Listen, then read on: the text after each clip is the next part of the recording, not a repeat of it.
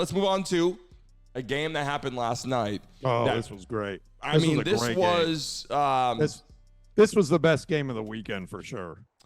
Do you think the feelings and emotions the Lions showed was almost like the will to win this game? Because they literally have season ticket holders for like 60 years. They showed a guy in the stands that's been in the stadium for like 60 some years. And then they're like, he's never seen a playoff game or something.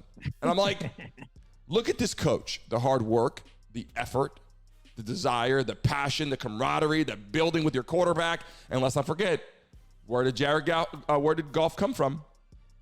The Rams.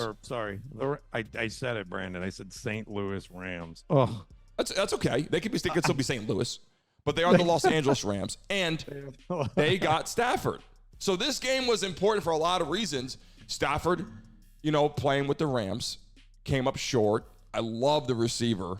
Was up for Rookie of the Year. But now that C.J. Stroud is moving on and he has come to a halt, I think the conversation will lead towards C.J. Stroud even more. But Goff got a chance to pull it through. The Rams are obviously upset. Very bad injury to their tight end, Tyler Higbee.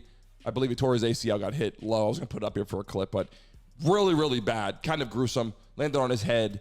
And I think the Rams lost a little bit of sailing in that injury, but the Lions pulled it out. And I would like to see, to me, honestly, Rams or Lions in this win, for me, was great to see a team like this move on. But I really thought the Rams had the edge in this game.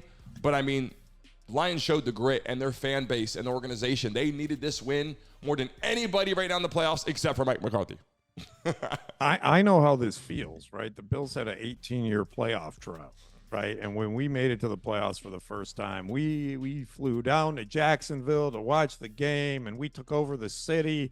I mean, there were more Bills fans in that stadium than there were Jaguars fans for the playoffs. But, it's a great feeling. I obviously grew up in Detroit as well. Went to high school in Detroit. I watched them suffer for all the years that I grew up there. Right. So, first playoff win in 32 years, Brandon, since Barry Sanders was there. I mean, that's pretty incredible. Since Scott Mitchell was quarterback. 32 years, freaking Mitchell. You probably don't even know who Scott Mitchell is.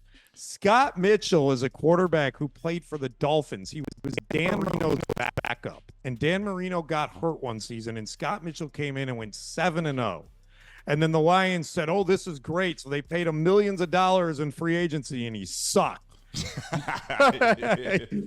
But he was the quarterback that year that they win. But, yeah, 32 years. Now, here's the thing I want to talk about in this game, and I'm curious of your feedback on this. You watched this game, Brandon, with 4.5 minutes left. The Rams had the ball on the Lions' 40. Okay?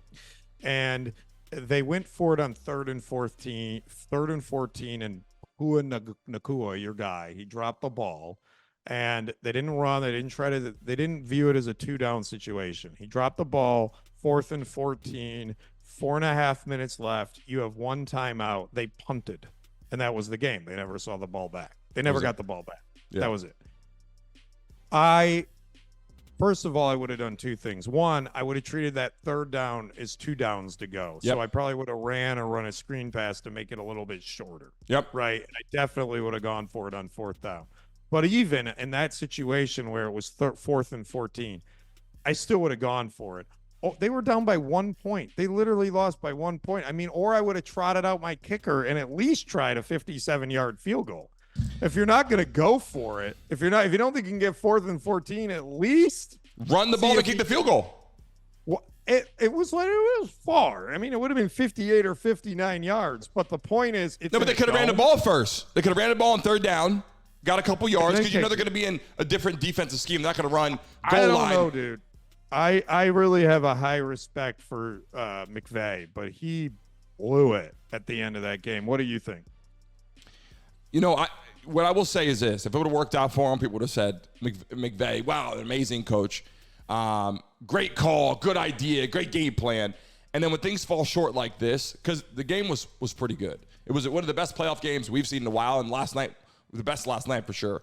But it was one of those things where he had in his mind what he was looking to do, and I think he thought his defense could play a little better. Hey guys, thanks for watching and tuning into the Brandon Mason Show. Please remember to like and subscribe. Until next time.